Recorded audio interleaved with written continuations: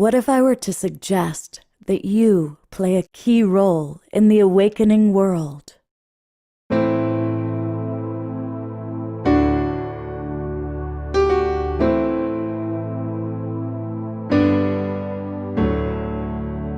that you are watching this because you have heard the call.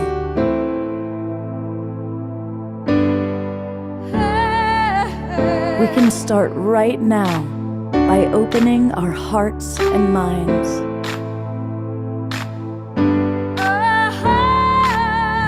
Welcome to the awakening world.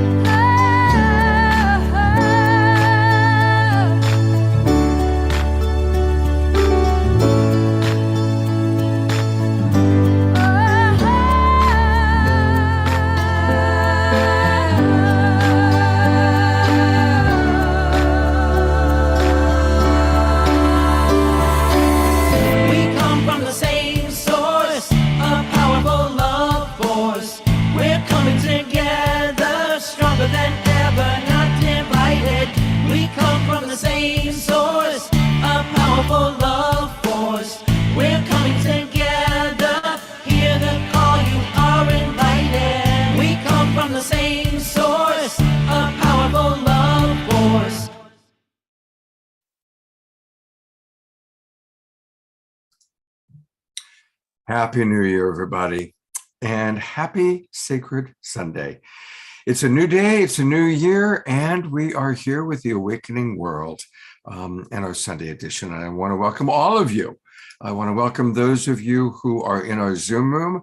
I see already a lot of our friends, a lot of our regulars, and people all the way down in Ecuador. Hello, Dorina, and up in British Columbia, all over the United States.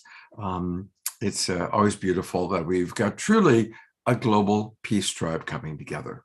I also want to welcome those of you who are watching on our different broadcast partner shows, including our newest broadcast partner, the Conscious Awakening Network. Welcome. Also, those of you watching on YouTube, a big thank you to Alan Steinfeld. A lot of people watch us on his YouTube channel. And of course, John and Summer Raymer, who are going to drop in later today. A big thanks to them. And through the Sign Network, that's SINE, we get out to over 100 Facebook groups and pages. Now, if you're watching us on one of those other forums, that's fabulous. And come on into our Zoom room. That way you can directly interact. You can see the conversations going on. That's where we put all the links to the various things that we're talking about today. And really what we're doing is inviting you to join the Global Peace Tribe. It's really, really easy. Just go to globalpeacetribe.com, globalpeacetribe.com, and you're going to learn all about what we do. When you get to globalpeacetribe.com, click Join the New Season. And as you join the new season, what will happen is that will give you a chance to register. Takes you to the registration page. We do 3 or 4 shows every week. In fact, this year we're starting with shows on Wednesday nights. So this is what we did this weekend. On Friday night, we had a wonderful show. Once a month, we honor unsung heroes, and we throw a future hero in there to make it fun. Last time we did 2 shows, both for New Year's Eve, kind of back to back. And that was a lot of fun, amazing music last night. And there's what you're going to see today, visioning our new year with our special co-host, Antoinette Hall, who I'm going to introduce in just a moment. And we have several other guests with us as well. So join the Global Peace Tribe. We do a lot of special events. For example, we're doing a special event on Friday night in honor of celebrating really America's freedom. And it's kind of a January 6th event, really all about bringing people together as opposed to creating division. So there's a lot going on, and we now start doing retreats. We had our first Global Peace Tribe retreat in October. We're planning another one in late March or early April. So come join the tribe. All right, let me tell you who we've got today. First of all, I am so grateful. She is my co-host, and most important, it's her birthday. Happy birthday, Antoinette. Antoinette is one of our Birthday. absolute favorite presenters. People love and adore her. And she's going to lead a really beautiful kind of sharing with us about her life's journey, which is very inspiring. She's going to share a little bit about the Urantia book today and lead a really beautiful experience. I see Jeffrey Colebrook is excited about the Urantia book. So welcome aboard and happy birthday, Antoinette. Thank you so much. And thank you. Welcome everyone to the Global Peace Tribe, and Happy New Year to everybody, and happy birthday. So this is a very exciting time. I'm very excited to be here and to be on this show with you today, Scott. And one of the reasons why I'm really so glad, because I feel like I've manifested this show today, when you had asked me, because those who actually study with us today on the Urantia book, who are in another Zoom right now, they know I actually mentioned it in our last week's study.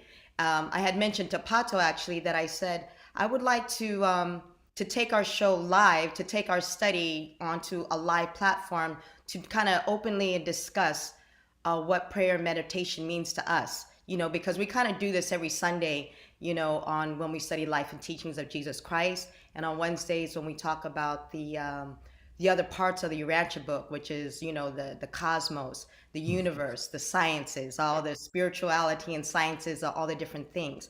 So I figured if we actually brought together our two groups and what we actually had in common, there was a big makeshift for me personally last year when I got diagnosed with breast cancer last year. And when that happened, I took some time off to try to figure out how I was going to begin my journey on my healing. At that time, I knew automatically that I couldn't go the way that my father had gone and my friends had gone and everything else had gone, because it just didn't work out well for them. So with conventional treatments of what you're always been taught about conventional medicine and conventional treatments, that's the only options that they kind of give you. So I had to kind of just look within, of what sounded right or what made sense to me. And when I did that, that's when I discovered, besides I'm married to Pato Bantan, legalize it. So it's like cannabis cures everything. I was like, all right, I'm going to have to do this journey. When I started the journey, it's still very scary, and it's still very frightening to figure out how all this is kind of unraveling. But at the time, I just kind of I just kind of follow my instincts. I follow my heart. I follow my intuition. And from what I understand, what my understandings of the Urantia book with the Mother Spirit is like, follow your intuition. And at that time, you had contacted me and invited me to be on your show. And I was like, I don't know, I'm just kind of like laying here in my covers, just popping pills, supplements, just doing whatever I'm supposed to do, because that's what they say you're supposed to do. And when you told me to be on the show, and I was just sitting there, just kind of miserable, not feeling well, and just kind of wondering about all these things. And I heard all the different guests on your show talk about the rise of the divine feminine. I was like, wait, what? I'm like, that's my thing. That's my jam that Pato's been kind of trying to get me on from a long time ago. This is way back in 2012. So when I read Deborah's thing about 2012, I'm like, that's when Pato was telling me about the rise of divine feminine was happening in 2012. There's going to be this huge awakening of stuff. And I didn't really understand what he was talking about. But he said, make that your focus. Make that your focus on the Urantia book, on the Urantia studies with your spirituality and your studies, and make that your thing. And I said, okay, but I'm still not really understanding. So all these years, yes? Sorry to interrupt you. Yeah. The whole group is actually watching you live now. Oh, they are? So okay. They're with me watching you live. All right, awesome. All right. Well, I'm going to be calling on them because this is part of the story. So, Right. And Antoinette, I want to continue to introduce our other people, and we'll get into your whole story a little bit later. But I want to introduce who else we've got on the show and do our opening meditation, and then we'll come on back into the amazing story that you're going to share with us. So, you're speaking of the rise of the divine feminine, and so we decided to invite for New Year's Day Ava Park, who is the founder and the creator of the Museum of Woman. And clearly may 2023 be the year that the rise of the divine feminine really takes place. And so that's why I wanted to make sure we had Ava with us, because she's one of our also a wonderful woman and a wonderful example of the divine feminine. So Ava is with us today. Good to be with you. Good to be with the Global Peace Tribe, Scott. Well, thank you so much for spending your first day of the year with us, Ava. My pleasure. And we also have with us Dr. Ruth Anderson. And again, talk about the rise of the divine feminine. Ruth is the founder of the Enlightened World Network. That's one of our broadcast partners that carry all of our shows. And they do a meditation every day. And we learn all about the Enlightened World Network and all the good things that they do. So these are our scheduled guests, but we also have a very special friend who just dropped in. Chief Phil Lane is with us. Hello, Chief. Good morning. Good morning. Happy 2023. Happy 2023. And I'd like to sing a one of our most sacred songs, an honor song, if I might. Very brief. Absolutely. Happy birthday to you. Happy birthday to you. Happy birthday, dear Antoinette. Happy birthday to you. And many, many, many, many, many, many, many, many, many, many, many, many more. Well, since we're in the birthday moment, I think there's another special friend who just dropped in. Here's Summer Joy Raymer. Hi, happy birthday, Antoinette. Hi, Scott. So Hey. here, happy New Year. What an amazing way to start the new year with your birthday, Antoinette. Thank you. So cool. And Happy New Year to you and to Phil.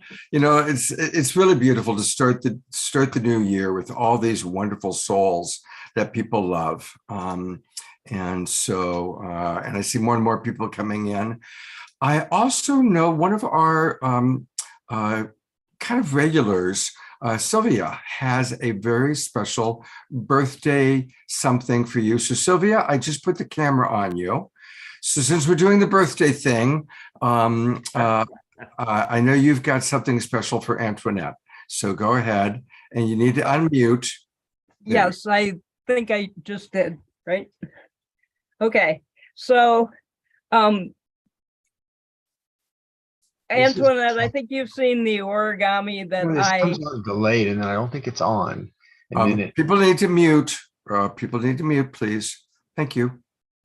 okay.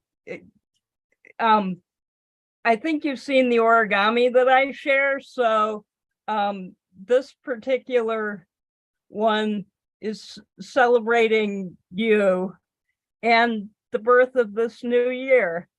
And I wanted to thank you for your inspirational courage and grace.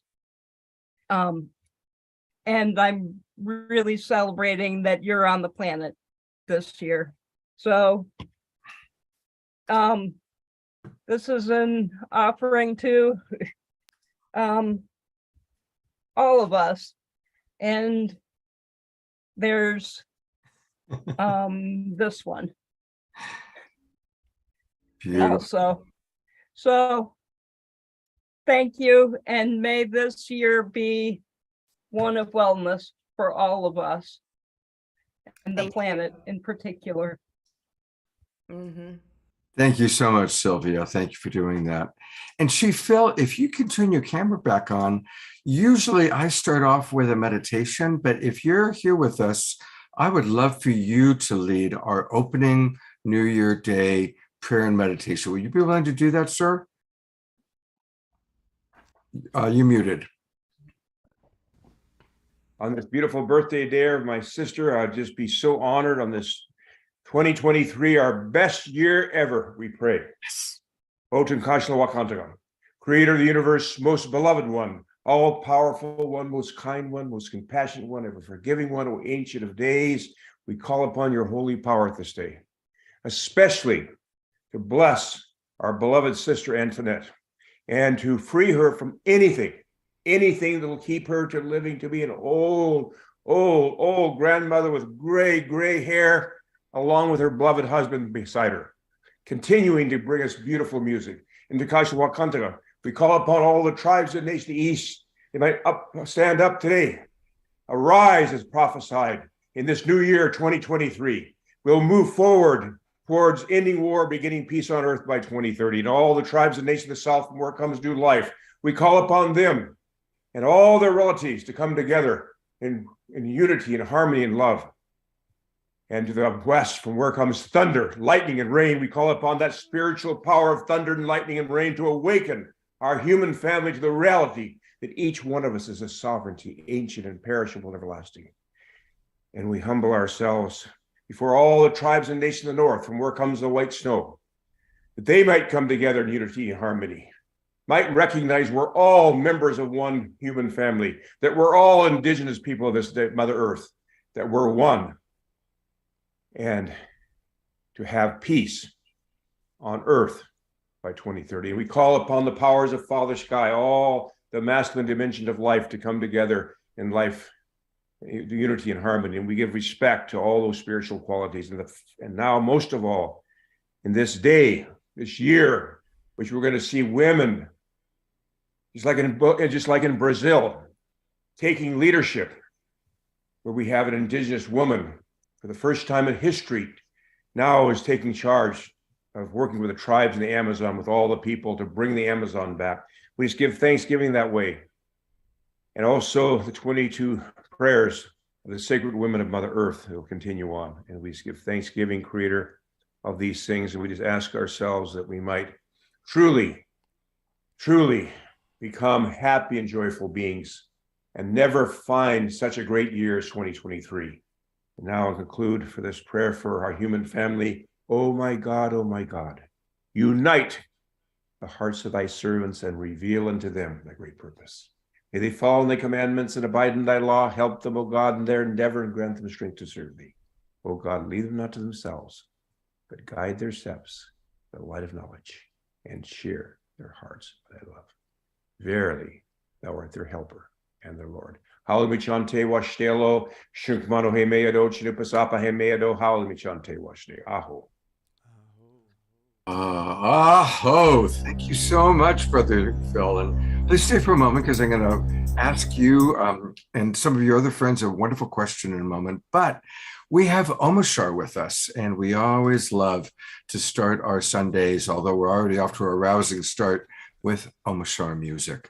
So we'll be back to Chief Phil and Antoinette and Ava and Ruth in a moment, but here is our beloved brother, Omoshar.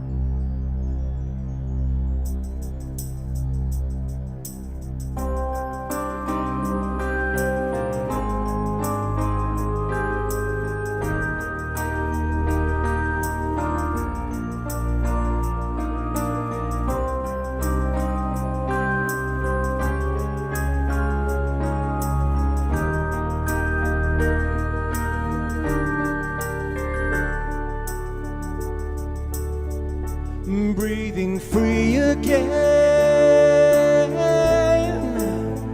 I love the air we breathe, and as we fly again, I love the sacred sky. And now we are whole again. I love the way we've changed, with open hearts again. I love the love we are. We are rising, there's no disguising the truth of who we are. With our hearts connected again, now we are the stars.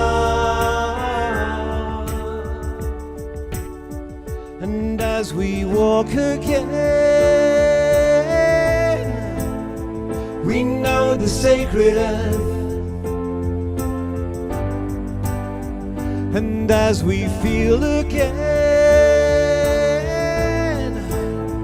to ourselves we give birth. And as we see again, our boundaries dissolve, and free to love again, right from the heart of one. We are rising, there's no disguising the truth of who we are.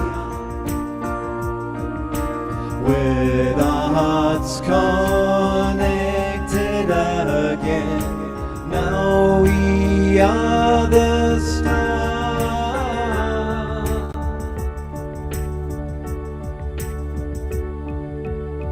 And now that we are home,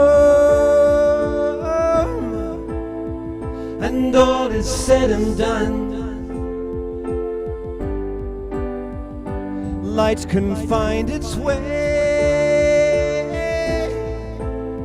through all the true ones,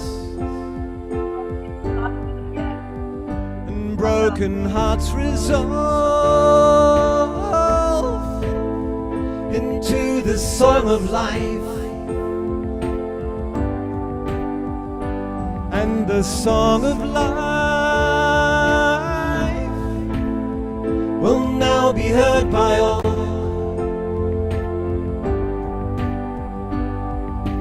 We are rising, there's no disguising the truth of who we are. With our hearts connected again, now we are the stars.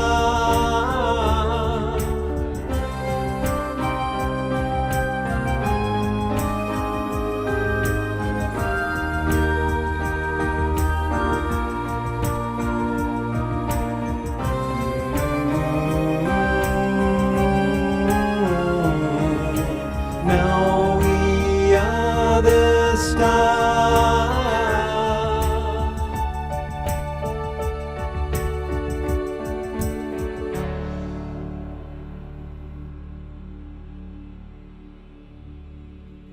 Oh, Beautiful. I'm going to go to gallery review. Let's all give a twinkle. oh, to wow. that beautiful song by Omar Shar. Twinkle to Twinkle Toes. Happy New Year, everybody. Aloha, namaste. Here we are. We made it. And we're brighter than ever. You know, we've got so many amazing people here right now. And so I'm going to pop the spotlight on a few of our friends that have joined us. And I see Kwajo is here with us. Hey, Kwajo, welcome. Hey, Scott. It's good to see you, Scott, and the whole family. Happy New Year to everyone. Are you in Ghana? West Africa. That's right. Oh my gosh. Hey, and do you know that it is your soul sister's birthday today? It is Antoinette's birthday. Yeah, absolutely. Yeah, we are celebrating with her. Kwajo, what do you have to say about Antoinette? Since it's her birthday and you know her, you've worked with her, how would you describe Antoinette to our audience? I mean, Antoinette is a lovely soul. I mean, Antoinette is more like a social butterfly. You know, everywhere she goes, I mean, the vibe is so outgoing. She makes a lot of friends within the shortest possible time. You know, once she's out there, she attracts people. I don't know if you can hear me. Let me turn my. We can hear you. You can hear me. That's right. So she's more like, you know, the best words to describe Antoinette is that she's a social butterfly. I mean, she believes so much in the oneness, and everywhere she goes, she makes friends just like that. You know, she just spreads the vibe of good cheer, of love, of truth, of beauty, of goodness. And when she's in collaboration with Pato, it's a wrap. I mean, it's just a wrap. You know, they just go out there and they do their thing. So yes, she's an embodiment of love. She's an embodiment of friendship. You know, friendship. I mean, it is. I mean, those who know Antoinette know she's a very good friend. You know, like she's always there for you. Once you have that thing like I would say she covers for you all the time. And she's a lovely person. She's a lovely person. She's a truth seeker. She loves truth. She loves beauty. She loves goodness. And so she's always reaching out for these things, you know, and it is making her day by day a better human being, you know. So I mean, over the period of like 10 years that I've got to know Antoinette, she's deepened her personality so much. You know, she has come to know a lot of things regarding the spiritual, regarding the mental or psychological, and then or intellectual, and then regarding like her physicality. She's been through a lot of changes, you know, which you know makes it very refreshing to always have her as a friend. So yes, Antoinette is just beautiful. Well, that's a beautiful testimonial. And of course, you two have been working together on this documentary. I'm going to bring two of your other friends on. John Raymer and Summer Raymer are here. And so since we're kind of in the celebrating your birthday part of the show, John and Summer, welcome. And what do you have to say to or about Antoinette? You want to start, John? Well, I just wanted to build on what Kwadwo was saying. I added in the chat here. Yes, she floats like a butterfly, but I've been on the other side. She can sting like a bee. That's love too, by the way. That's love too. The sting. That's right. We got that Brooklyn connection and that standing up for justice. That's true. She is fierce with love and compassion and genius. Her music, and what her and Pato have gifted to all of us is such a blessing.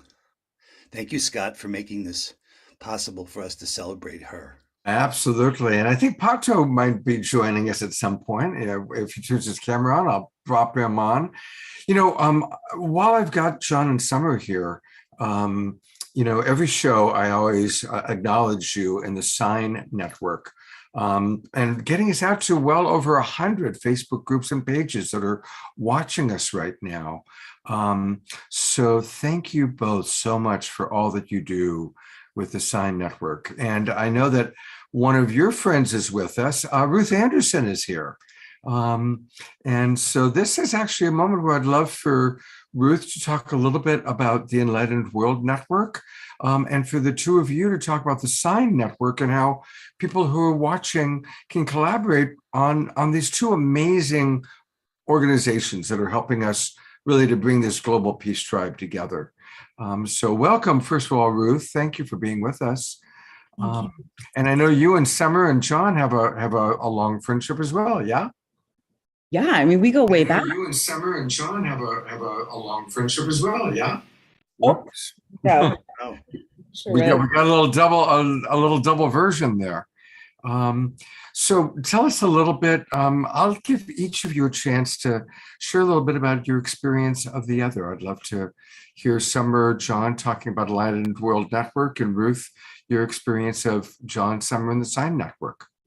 Well, I'd love to start. I just want to first off say this background image is inspired by my sister Antoinette, that she is unstoppable love in the universe. Nothing will stop her. And how I met her, I felt like this is what you were doing when we met you in Ethiopia, is you were coming into places and you were illuminating life through your music, through your presence, through just seeing you. This is what I saw. That's what I still see many years later. I love you so much. I just want to start off saying that. And we should I love you guys so much. all the work you two did together on bridging the divide. I mean, real work, like getting into the real deep conversations that we're not done yet. And we're not done yet. That's right. That's right. We have so much more work to do. We're not done yet. We're just getting started. We're just in Yeah, I just wanted to start there because I know we're here honoring Antoinette and she's co-hosting, and yeah, you know, Ruth is she's like part of the pioneers as the Sign Network was really just like getting started. I remember one of my first conversations with Ruth, and I still see it happening through in what she's doing and the way that she shows up in Enlightened World Network. I remember her telling me this vision of angels rising all over the world. And it's always been like the thing that stands out to me about the Enlightened World Network. You know, it's like so many people have so many great ways that we can come together. And what distinguishes Enlightened World Network in my heart, and just as I still feel you, Ruth, is this angelic frequency that the network attracts people that are really illuminating like the angelic field in the world, and how you are cultivating a space for people to guide meditations, to have their voices be heard as angelic frequencies in the world through what you're doing over the years. I'm not as connected to it at this particular moment, but I still know it and I can feel it. When Ruth enters the space, there is something that's just so angel, and it's pure and it's clear. And I think it's always there in what is unfolding with your network. I've been a part of collaboration books with Ruth, and she does it in a way that makes it seem so easy. Like, I'm actually working on a book and have been for 3 years. And I swear when Ruth like does it, there's like a magic wand, and suddenly a couple months later, a book is done with all these incredible, you know, voices that have come together. And I admire you. I love you. And just, I always know we're in this together. But I still think of that, like angels rising all over the world. And that's Enlightened World Network. Well, Summer, that's so beautiful. Thank you. Thank you. Thank you. I don't even remember how we met, Summer, but Summer has been with us here at Enlightened World Network for 3-4 years, I'm thinking. And Summer to me she is just nature. And she's just, I just see you on Whidbey Island in my mind's eye, skipping on the beach, you know, just having it be your home. Summer and John to me are connectors. And just, they have introduced me to amazing people, and just seeing your spread across the world and the connections that you've put together to support humanity in so many different phases. It's beautiful. And I'm so pleased to be connected with you all. Yeah, thank you. So tell us about the Enlightened Network. So Enlightened World Network is, it was a brainchild of Archangel Michael. And he had asked me to create a network, and a network being a place for folks that are high vibrational, that walk with spirit, to come on and be able to have a show, to find other folks, to find a safe community, truly a safe community for their own spiritual growth and transformation. And I am out there almost daily, just putting my own personal growth and transformation out there for other people to see, knowing it's safe, knowing it's okay. And that's one of the fun things I enjoyed with Summer, was watching her grow from connecting with me and the archangels, because I think, Summer, you had said that you hadn't really experienced angelic energy until we had connected in that way. And so that just felt like such a blessing to be able to watch that unravel for you. Thank you. Yeah, no, I definitely think there's as Antoinette's asking about the Enlightened World Network, I would say it's a catalyst for inviting angel frequency and specifically Archangel Michael, I think is a dear beloved to both of us at this point. I would say is a dear protector, friend. And I think that is part of what the Enlightened World Network is, and how you hold the space with all the other amazing beings that are attracted, and you're very collaborative and a catalyst for the angelic frequency to work with us. You know, it's like there's like the human realm, and then there's this other realm that's the great mystery, right? That so many of us talk about in different ways, and maybe some people don't feel it. But I would say the Enlightened World Network invokes that as a collaborative field, and and empowerment of those that really are, recognizing that that's a significant part of this time. Thank you, Summer. That's beautiful. You know, one thing I want to really stress, though, is yes, there's the angelic realm. Yeah. They are all such a piece of us. That divine energy that is of the angels is the same divine energy that's in every single one of us. And that's really where Enlightened World is sitting, is helping folks to see the divine light in themselves and in their brothers and sisters, so we can really see ourselves as that one, that spark of the divine. So thank you. That is beautifully stated. There's so many wonderful people with us right now today. It's kind of an abundance, and may that be kind of representative of what 2023 is going to be all about. Again, I put into the chat box a little bit about Enlightened World Network. You can also find it on Facebook. And again, it's the Enlightened World Network. They carry our shows. Tell us, Ruth, a little bit about the daily meditation that you do. Right. So Archangel Michael had asked for us to provide a safe space on a daily basis for folks to come from wherever they are, to just come and sit with spirit, with themselves, opening to the divine on a daily basis. We provide it live on YouTube at Enlightened World Network and on Facebook at Enlightened World Network. And every day there's someone coming on and leading a guided meditation. And I'm fortunate enough to be doing that twice a week. On Sundays, we do a silent meditation where we ask you to meditate along with us. And then my co-host, Terry Angel, and I come back on with you, and we share the messages that we heard in spirit during that meditation. And then on Wednesdays, Terry and I do it together. It's called Meditation Excavation. We meditate along with you, and we're sharing with you live what spirit is showing us at that very moment. So those 2 days a week are very special to me. The other days of the week are hosted by EWN hosts from across the globe. And so proud of the people that are coming to do the meditations. They're all stepping into their ministries in their own way, and so proud of them all. Beautiful. Well, again, I'm going to real quickly take people to your Facebook page. And that's where you can learn much more about the Enlightened World Network. Just go to Facebook, put in Enlightened World Network, and there's a little bit about today's events. And there's what we're doing right now, our Awakening World show. And it's really wonderful to have you with us, Ruth. Thank you so much for the wonderful work that you're doing. Thank you.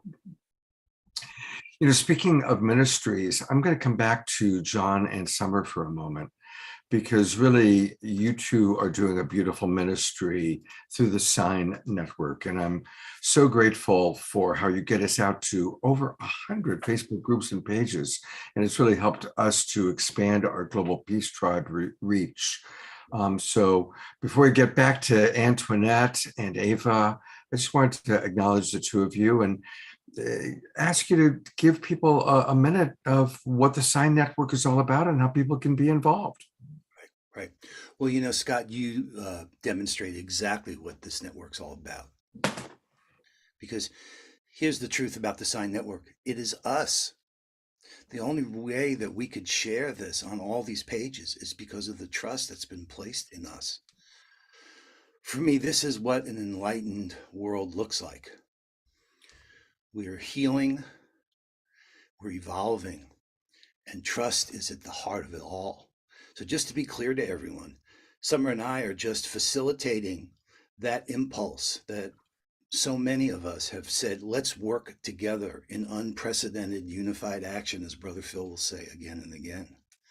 So what's going on here is that, in fact, that's what somebody look, if I was distracted, because we are sharing on all these pages right now. And that's only because you've given us the trust to do that.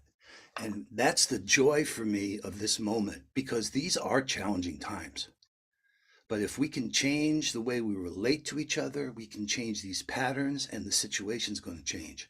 That's what I'm betting on. I'm betting on us, and Summer and I are so blessed to be able to do this, to have the trust of so many people, and to be able to harness that for good, to bring light to those things that we need to see right now. And I just want to say, I totally agree that Scott is an example of a sine wave just by how he shows up in spaces and how interwoven, and he shines light like an angel, is an angel in my opinion as well, shines light so many different directions. Somehow he's like this prism of a being. And I don't know how he does all that he does, similar to so many people that I know in this room. I don't know how Antoinette does everything that she does and looks so calm and, just so well through it. I don't know how Pato does it, but it's like, I think what is so cool and revealing in the Sign Network, if I could just open a door, it would be all of these people that are saying yes to working together. And, Antoinette and Pato, they're that are saying yes to working together. Yes. And, Antoinette and Pato, they're that are saying yes. I think it's echoing with Pato, which is awesome. I'm so glad Pato is here. But yeah, it is revealing a way to work together. We can talk all day about how we want to be more interdependent and let's do things together and we are one. And this is an opportunity, and there are sine waves. The Convergence event, another example, here we are with Antoinette and Pato. They're a part of that convergence that starts around Dr. Martin Luther King's birthday and day of service. There's a whole global event and honoring service projects that are the space itself. These convergences happen on a seasonal basis. And they're multi-Zoom spaces that are like tsunamis of ways to work together. And we do kind of different focuses, but beloved community and the honor of Dr. Martin Luther King is what we're preparing for with Pato and Antoinette and Scott and so many of you. I mean, so everything's an invitation to synergy with the Sign Network. Now, this is a breakthrough year happening. Pato, Antoinette, you don't know this, but during Enlightening Our Way Together, we had a session. Antoinette, I know you were trying to get on during it, talking about the upcoming MLK convergence that we're doing on Beloved Community. And we had a woman from AmeriCorps. And the Compassion Games has been so blessed to have resources to support projects like Stand Up for Justice around Dr. King. And we played her that song, Pato, that you and Antoinette did about Dr. King. It brought her to tears. It's our time, guys. I asked Ben yesterday. Summer said to me, what's your word for the year? She does this every year. Hers is cosmic joy light year. Yeah, it's more than one word. But Ben's word is breakthrough. I'm catalyst. Here, just igniting the spirit and taking all the good that we've done for so long, independently and together, and saying, this is our time. So it's true, we've got this upcoming convergence from January 13th through the 16th. Pato and Antoinette are going to host Dr. King's online birthday celebration on the 15th, as well as the work that they're going to be doing, a concert they're going to be doing on the 16th, which is a day of service. It's a day on, not a day off. But we are so fortunate to have each other, especially when we can give people the kind of hope and we can demonstrate what a beloved community looks like and be that way with each other, be transparent with each other, be open to each other, and in doing so, lift all of us up together, all of us. There is nobody to be excluded from this. This is a time for us to unite in unprecedented. Oh my God, look who's here. Hey, Quadjo. Yeah. One of the things too, I really do want to say this, because when you did have Ruth from the Enlightened Network and the Sign Network, part of the whole thing with this manifestation and prayer meditation, which is leading and why I wanted to start off today in a purposeful, meaningful way, is because, when we're like in the Urantia book, we talk about these broadcast circuits and stuff. So before we get into celestial broadcast circuits, right now what we do have is broadcast circuits on this planet, which is the Sign Network, and now we're now learning about the Enlightened Way. But what's happening is that the people of like mind and shared visions of how we are meeting up in this cosmic mind or quantum field or all these different terminologies that people have been using and talking about for a long time, but they've been doing it alone, individually with each other, or individual. But now we actually have the opportunity where all of these people can come together through these organizations. And that's why I'm kind of glad that we're actually here together today, because it's like, look what they're doing. Look what they're doing. Here's how you can actually get involved. Here's how, if you're the kind of person who believes in prayer and meditation, or believes in changing the world, or manifesting your destiny, or all the different things that you feel like you can contribute, and you're not actually alone out there. There's so many other people like within this tribe of a community that actually believes the same as you do, and we actually can connect. So there are these ongoing events that we're doing throughout the year, but people don't actually know about them. But this is where individuals like us who are coming together, we're manifesting and creating these things together. So if we're not finding the service ways, we're actually like, the way that I work my own prayer and meditation, it's just that I'm just thinking about, what is it that of God's will? This is what we've always learned, when we study the Urantia book. What am I looking to seek from God's will, and what is God trying to tell me? And then I just listen and wait for what that is. And then when I hear that, then I start to get motivated and moved to sit there and start planning out, what do I want to do? And so that's how I planned out what I wanted to talk about today. That's how I planned out what I want to do for MLK. That's when I was on the weekend with Ben last night while you guys were doing the whole New Year's Eve thing, and we was working on the stuff for the LA Convergence, and discussing us like, how is the world is changing right now as we speak. I am not an authority on celestial communication. I'm just telling you what I'm seeing, and what I'm observing, and what I'm all observing all around me. And these synchronicities, this is not just coincidences. This is really planned destiny that people are manifesting and creating these experiences. It's real and it's happening. And we can actually see it and feel it and touch it. Beautiful.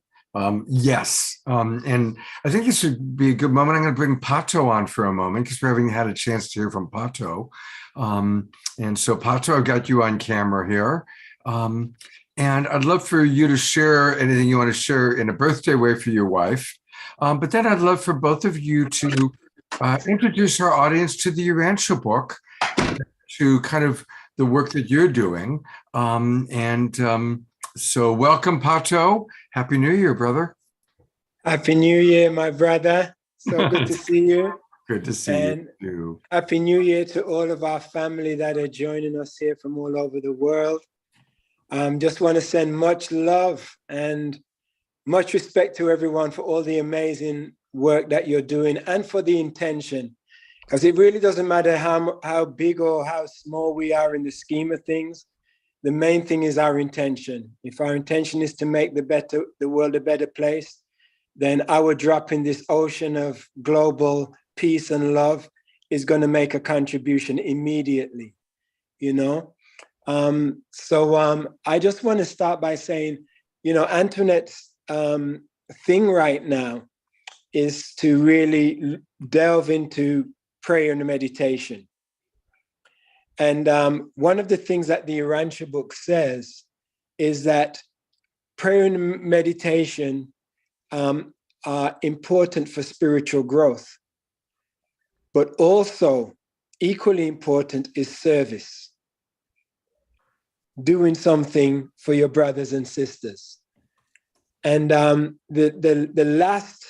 second to last paragraph of the entire Urantia book, it says the great challenge to modern man and woman is to achieve better communication with the divine spirit that indwells the mortal mind. That's the quote I was looking for. That was the quote I was looking for. I was like, what's the quote? There's like 1,000 quotes in there, but there was one about the better communication. That's the one I was looking for. Please say it again, please. the great challenge to modern man and woman is to achieve better communication with the indwelling spirit that resides within the mortal mind. So that is the challenge for us, you know. And one of the things I wanted to say is that, you know, I've seen a lot of meditation videos out there, and a lot of times, you know, I can understand motivational videos where the person presenting the video is playing some beautiful music and speaking to you and telling you how beautiful you are, and you're motivated, and you're going to exercise, you're going to eat better, you're going to heal yourself, and all of these wonderful things. And I think those are good for motivating the individual. But as far as meditation and stillness, I think there shouldn't be any talking. I think it should just be the music, and allow the individual to drift within their mind, and allow the spirit within them to talk to them.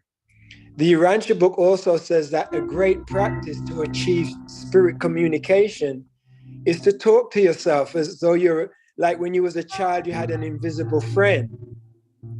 And the Urantia book encourages us to do that as adults, that at first it might seem not so, you know, valid or important, but the more you practice talking to yourself and your secret friend, your inner voice, your inner friend, the more you practice it is the more and more it becomes real, until you are actually experiencing divine celestial communication, which just comes through you naturally.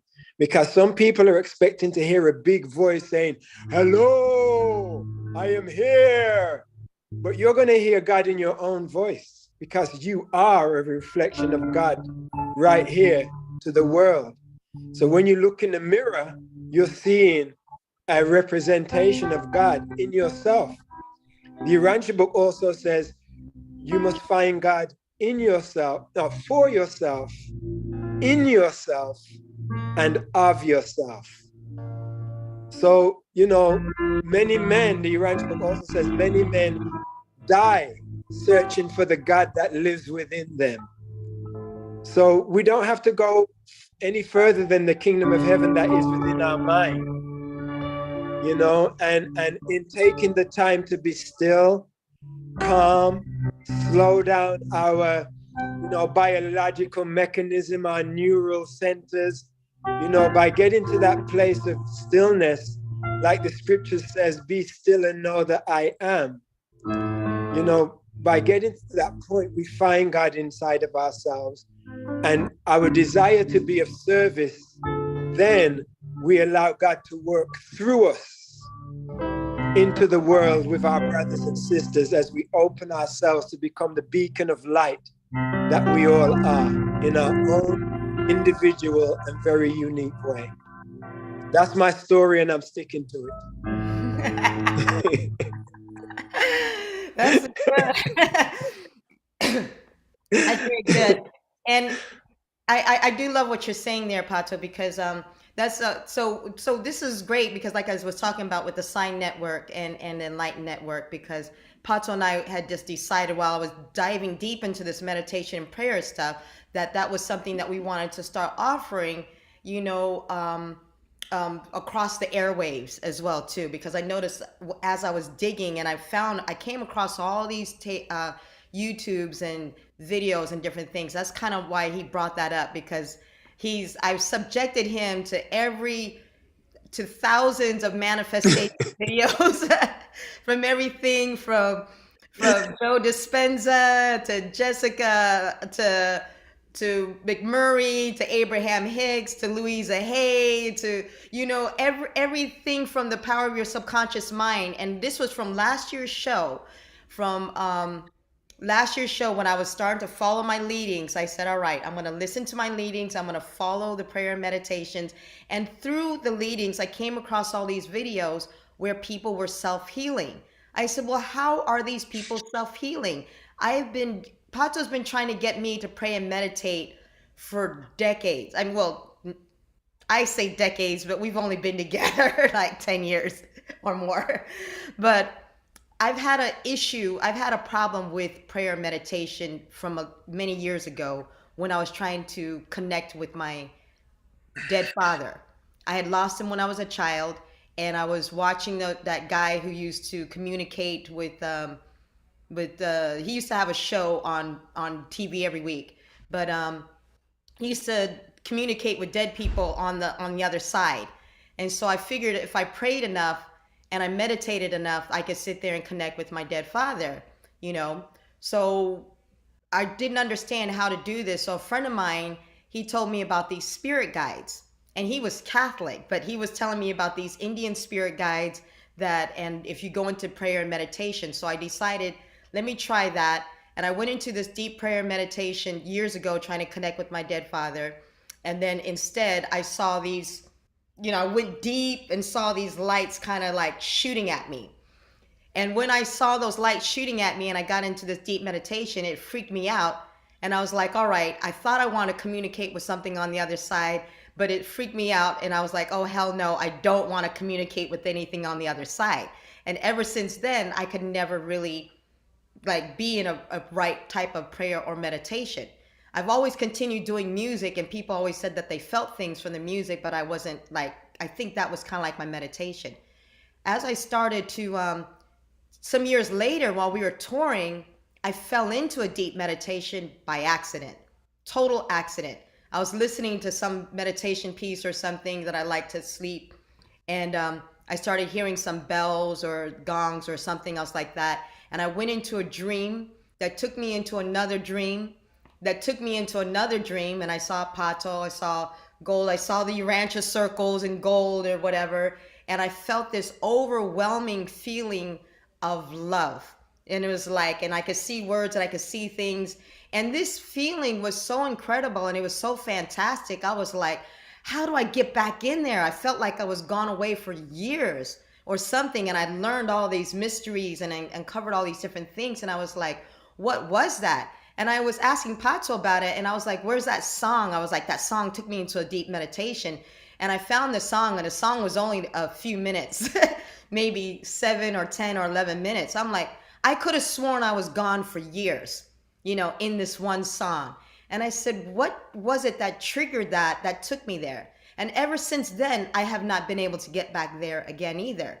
But since I've been on this search, I said, what is it that is taking people that they're being able to heal themselves from stage 4 cancer, from all kinds of, all kinds of deadly diseases and all, it's like, how are people it's just magically overcoming a deadly disease from just the power of their mind?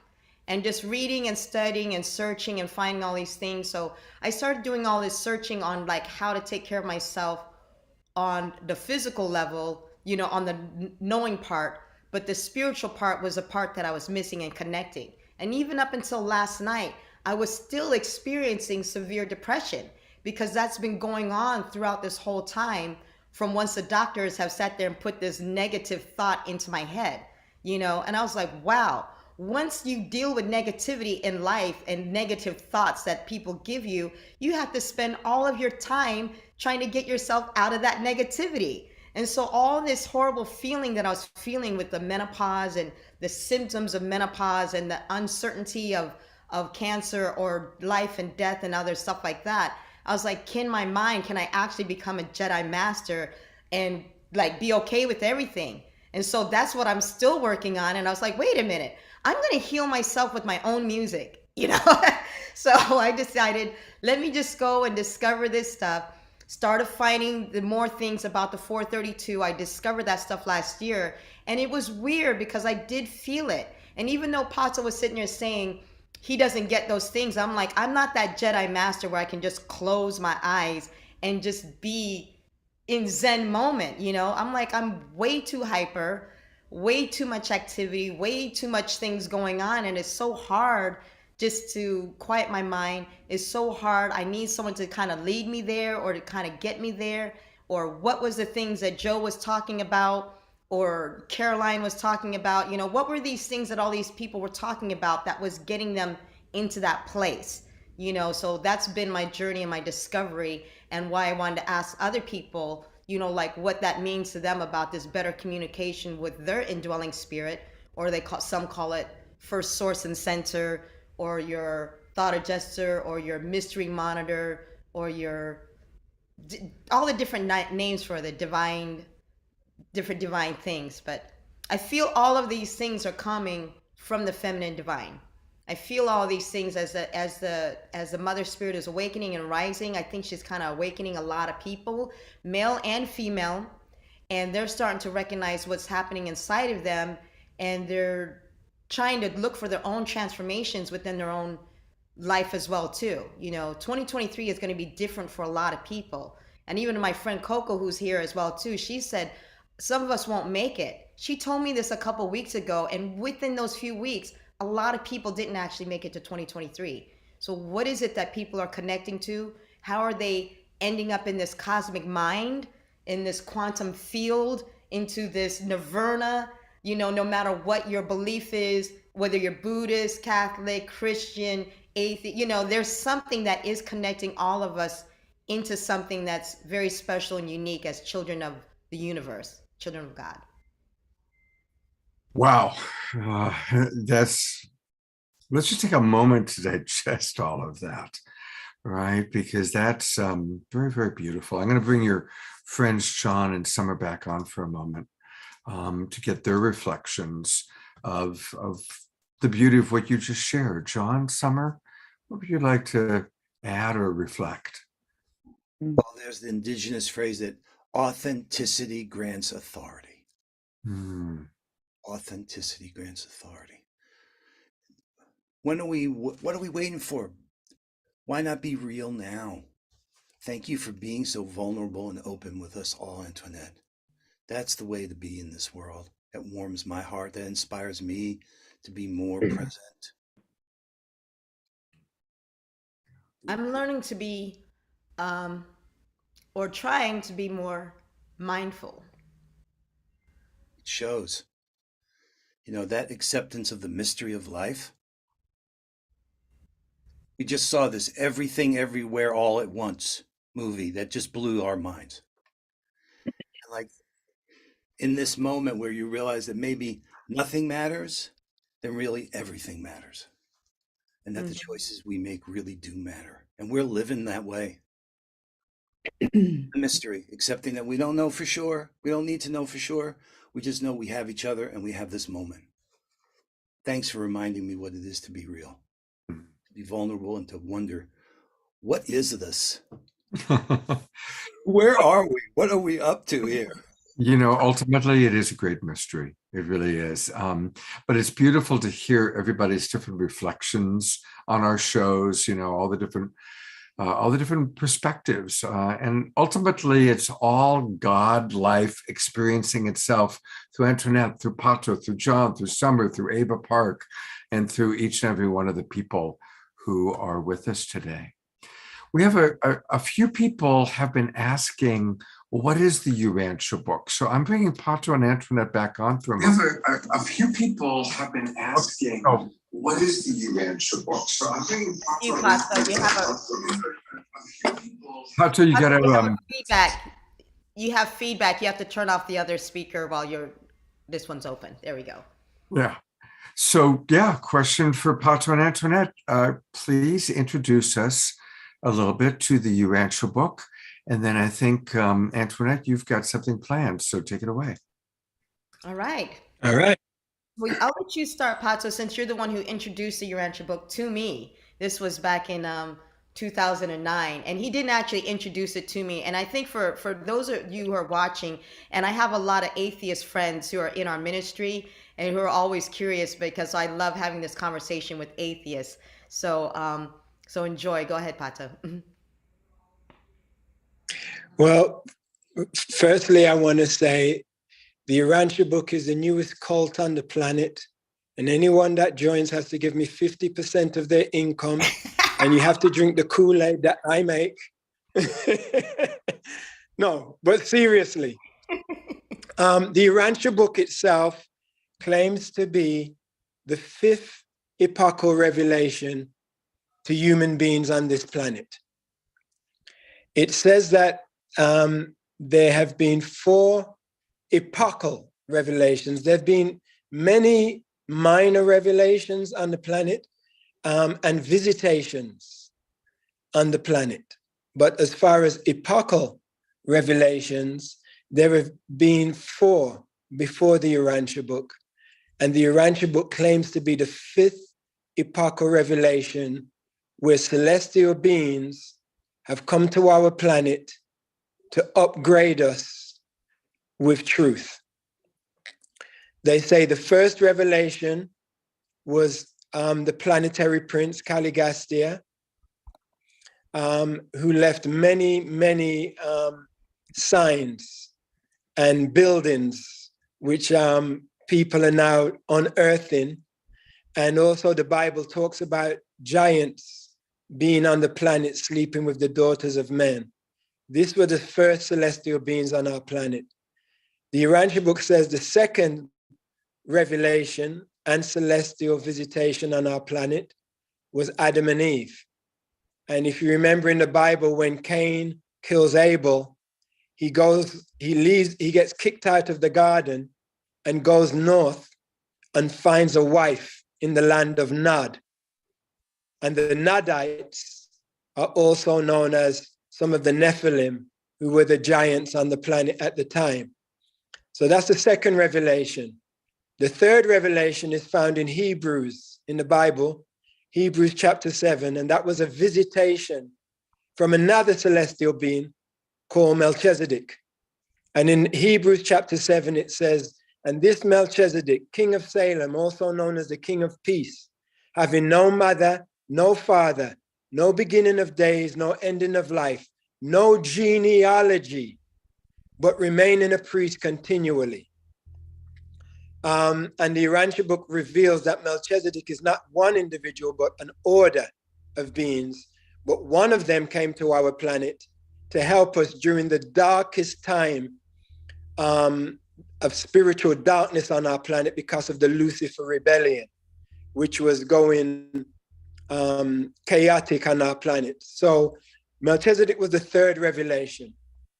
The fourth revelation on our planet that the Urantia book reveals is Jesus Christ. And in the Urantia book, the entire life of Jesus is revealed for the first time. There's no other book on the planet that reveals Jesus's life from before he was born to the day of his birth, his entire life, after the resurrection, all the people he visited after the resurrection, and what happened after he transfigured and left the planet. And the fifth revelation, I guess after they killed Jesus, the way they killed Jesus, the Celestial says, let's send them a book. They have a bad track record of how they treat celestial beings. Let's send them a book. So they sent the Urantia book, which I have been studying now for 30 something years. And I have read many books. I did religious studies for 15 years straight.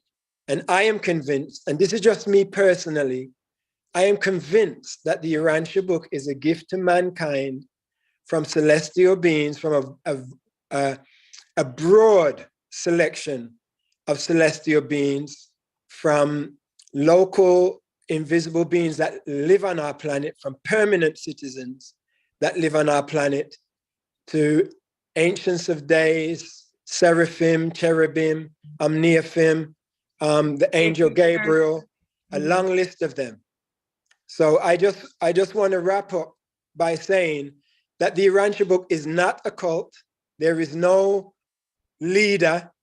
It's a group of people that find the book and read the book and share the book in the way they live, or share the book, the good news. The main thing that the Urantia book asks people to share is to go and tell everyone that we're all God's children, brothers and sisters.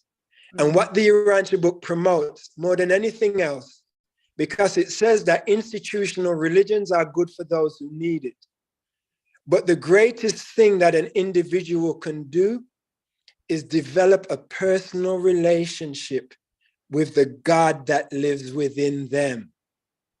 And that is unique to every individual. There is no specific name for God. God is whatever you want to call God. God is manifested in male and female, and both male and female. So we cannot put God in a box. We also have a beautiful mother spirit that is only now beginning to be revealed to humanity. She is fully revealed in the Urantia book. All of her attributes. She does more than any other being in the universe. The mother spirit, what do they call it? Multitasking.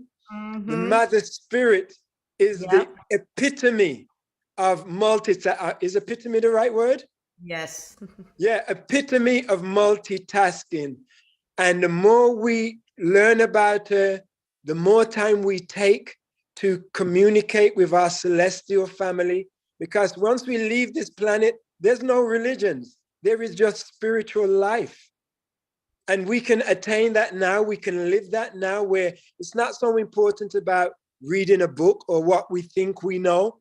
What's more important is how we live, how we love, how we share, how we care, and how we allow ourselves to be pure vessels, transparent vessels for spirit to work through us. That's what's important.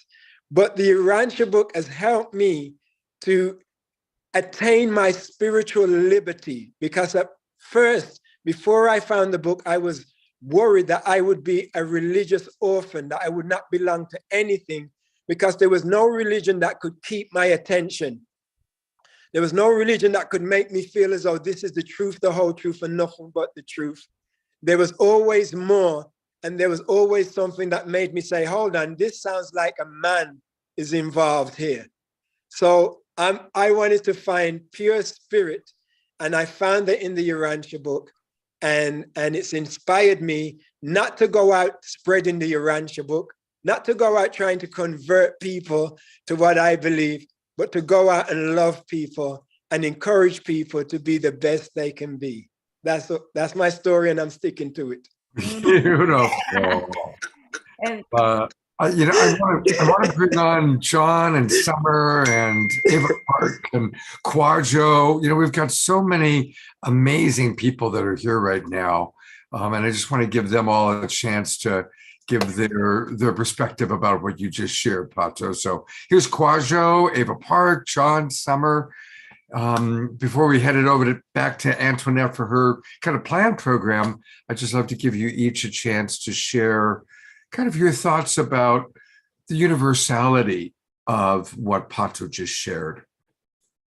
Well, I'd love to say something. What I love about just simply listening to another human is to feel the frequency of the authenticity of what's true for them. Like I think that's something that I feel so alive here.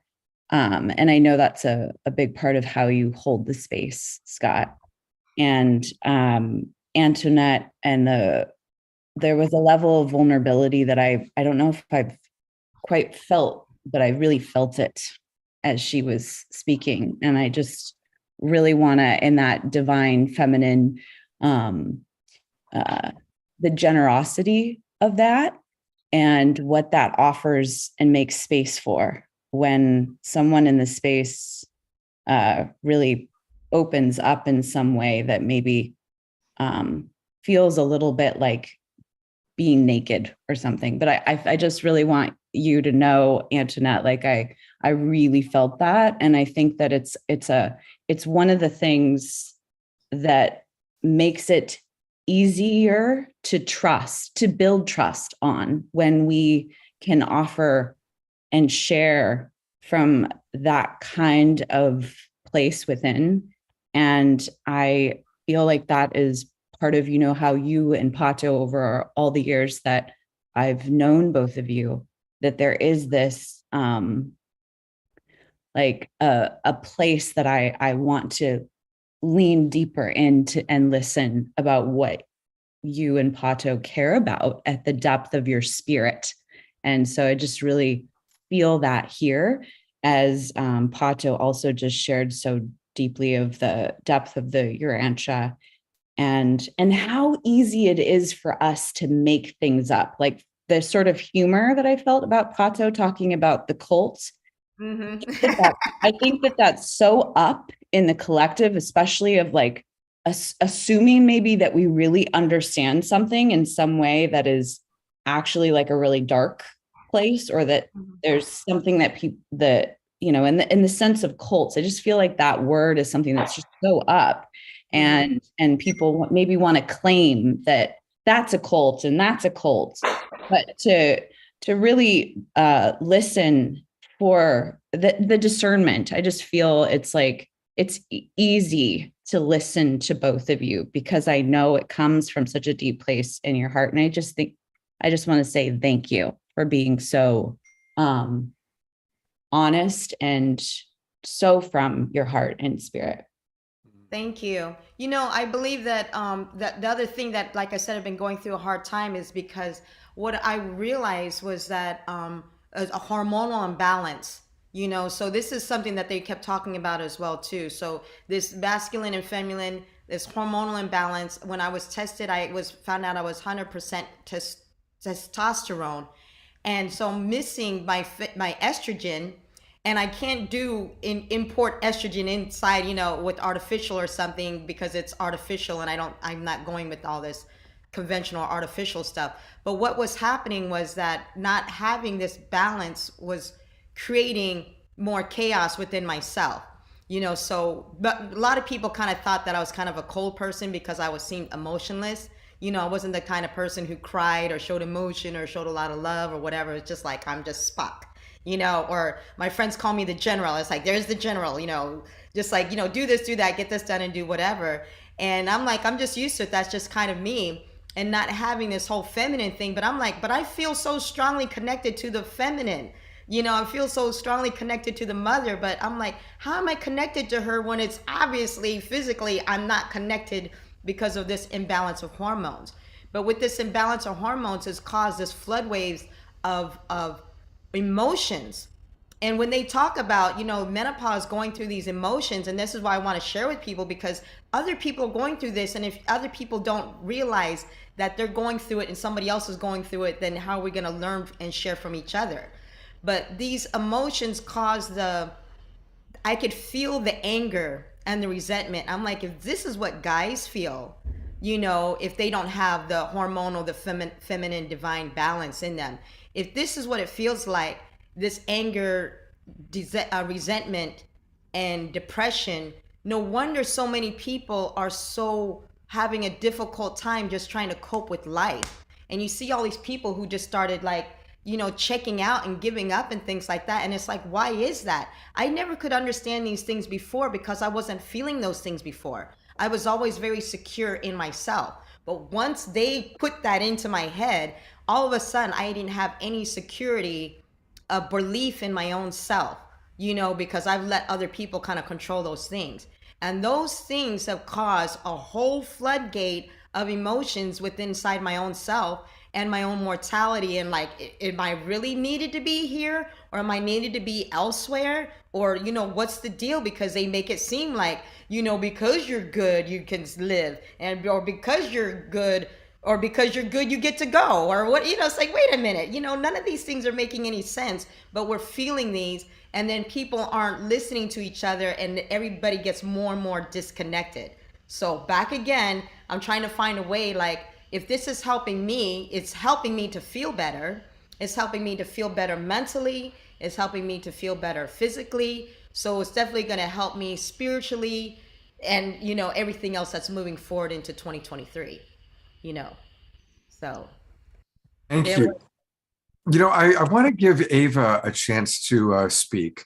Ava Park is with us, and she's the founder of the Museum of Woman. And Ava, thank you, first of all, for being with us. And I just have to give you an opportunity to share anything you want to share to Antoinette or about what you've heard today. Well, I just want to say what they said. That was so fantastic. Everything that everyone spoke. This group, it's so marvelous for me to be with you beautiful, beautiful people on New Year's Day.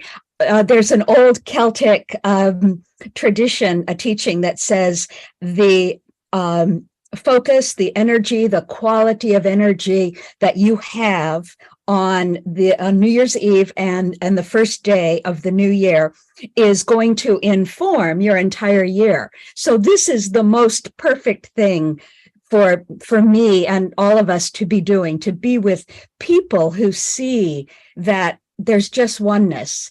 And I love what Pato said. That was so brilliant. Thank you. I love what John said about the authenticity grants authority. I've never heard it phrased quite like that. That just will stick in my mind. That's just brilliant. I see so much conflict on social media. Men and women fighting, hating each other. Men are the problem, women are stupid, all this, and then so much war in the world and conflict in the world. And I believe one of the great things that we can do is to remember that we are one body, but some parts of the body need healing. So if you had like an injury on your finger and it wasn't behaving right, then you wouldn't hate your finger. You wouldn't cut your finger off. You wouldn't, I suppose if you had gangrene, but you would heal your finger. And so that's what I think we should think of ourselves as one body, for we certainly are. And if there is something going on, war, conflict, unnecessary death, murder, rape, whatever it is, not to hate it. It's something that needs to be healed. And women particularly can hold boundaries with compassion. You can say no and not make the other an enemy. The women of Iran, they're saying no. And many of them I've been in communication with, they are not hating what other people are calling the enemy. They are just saying, no, this is not what we're doing here. We are going to bring more beauty, more goodness, more justice to the world, and we are not going to make anyone an enemy. And that's what I think is a great focus for 2023. Don't make anybody an enemy. Just see what needs to be healed. See what boundaries need to be held.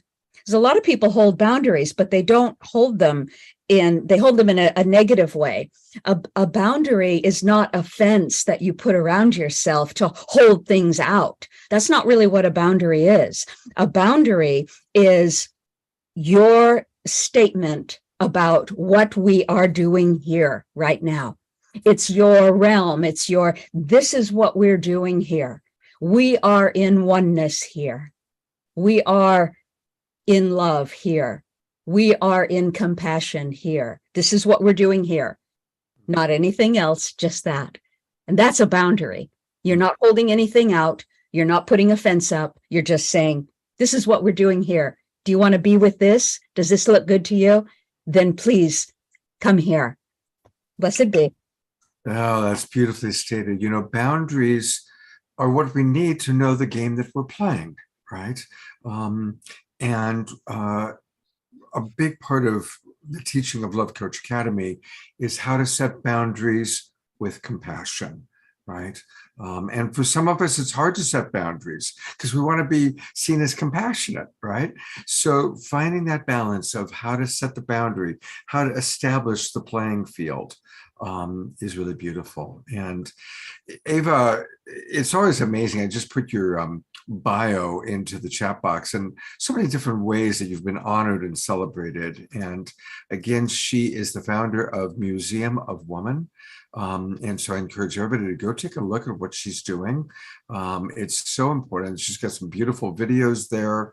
And I'll just read it. Inspiring women to greatness now by understanding the histories of goddesses, queens, and wise women through the ages. And It's really important for us as this rise of divine feminine is taking place. And I don't know if you know him, but I'm going to bring Chief Phil back online. Hopefully he's still here, because Phil is very much about honoring women. And I know he was here a moment ago. There he is. Phil, if you can hear me, his video is there, but he's not in the chair. So, because I wanted to bring Phil on to meet you, but since you brought up Phil, you know, he is such an amazing, you are right. Always, when we did our past Unity Earth events, all the feminine divine ceremonies, he's always been like the number one. He's probably one of the biggest feminists besides Pato. You know, them two are like the big feminists. They support feminine divine power. And he also was the first one to come and bless the land for us over in Edentia. So after the Hollow movement, you know, with the evolutionary leaders, after Unity Earth at the LA Convergence, you know, we're gonna take people out back to the land again on Edentia. That's what we're hiking today. But he gave a beautiful blessing for that. hey, there he is. Phil, we were just talking about you. I don't know if you overheard. We wanted to bring you on. So you are on camera right now with Antoinette. And we were just talking about the rise of the divine feminine. Ava Park is a very powerful leader in our community, and you should connect. She's in Southern California. So just wanted to bring you on for a moment, Phil, to get your wisdom about the rise of the divine feminine in this new year. Well, first of all, I want to say that I so appreciate the Urantia book. And I want to say that, you know, when something such as goes beyond the world of names and syllables and sounds, our beloved creator, that the meanings are infinite.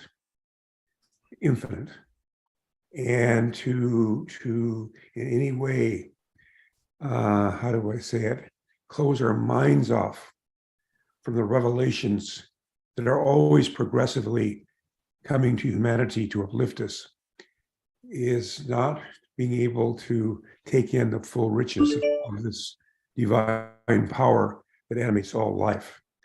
And so I really want to first of all say that we need to open our minds and know that our Creator is infinite, just like we are.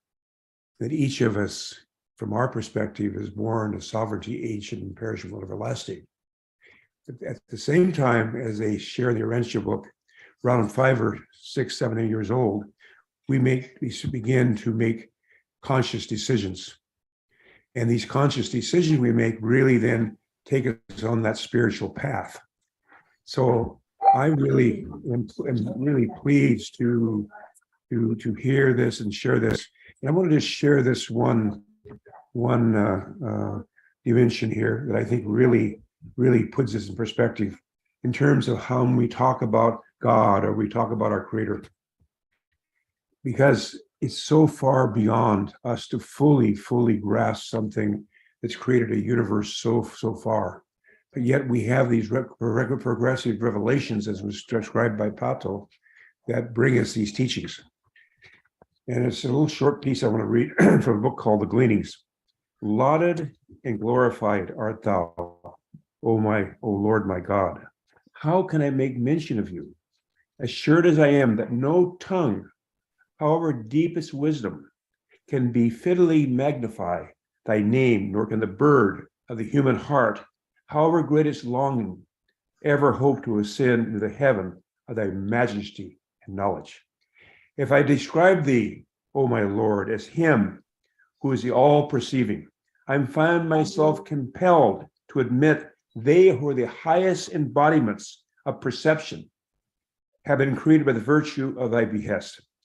And if I extol thee as the all-wise, I am likewise forced to recognize the well springs of wisdom have themselves been generated through the operation of thy will. And if I proclaim the incomparable one, I'm soon discover that they who are the inmost essence of oneness have been sent down by thee and are but the evidences of thy handiwork. And if I claim thee the knower of all things,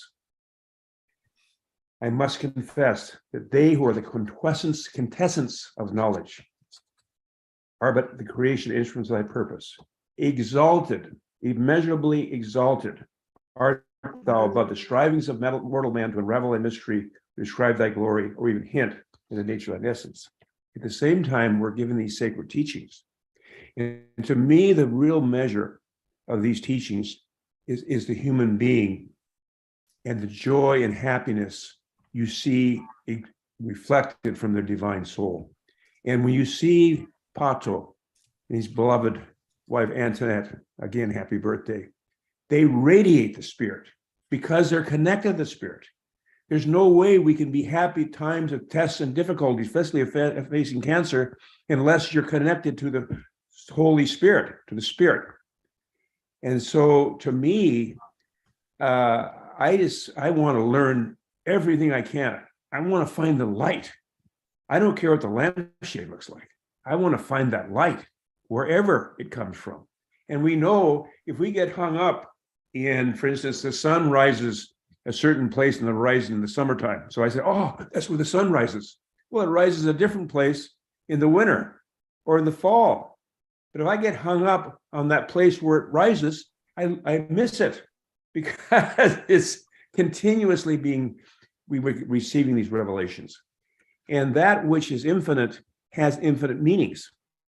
And so I just wanted to share and reflect that about this beautiful book, the Urantia book, which I had the great honor of encountering here many years ago. And just to think that it wasn't until 1911 when this was first revealed, and how it spread since that time and brought such joy and happiness to all those around us. So I just want to say thank you, especially Scott and your whole program for being so open in sharing these holy and sacred teachings from whatever horizon, from whatever lamp they might shine, and not being hung up in the lampshade. Because here we are, look at our earth suit. You know, my earth suit looked a lot different 50 years ago than it does now. And I've been to that sacred land. We prayed at that sacred land with a very special sacred pipe. And that land is going to be as we pray. It's going to be. The last thing I'd like to share very briefly here, because I think it's so important. We are angels. We are angels. We have that dimension. And the soul is independent of and the very source of our body's existence. It is our body. If our body's destroyed, our soul and spirit remain unharmed. Our soul, our human spirit is independent of our physical body. Our soul is free and sanctified beyond this physical plane of time and space. All the powers that distinguish us as human beings, reason, memory, abstract thought, creativeness, inventiveness, willpower, are all properties of our soul, not our body. Here's what I love. A love that anyone may have had for anyone will not be forgotten in the spiritual worlds to come, nor will we forget the life we had in this physical world. I'm going to share one more, because this is what's exactly happening here.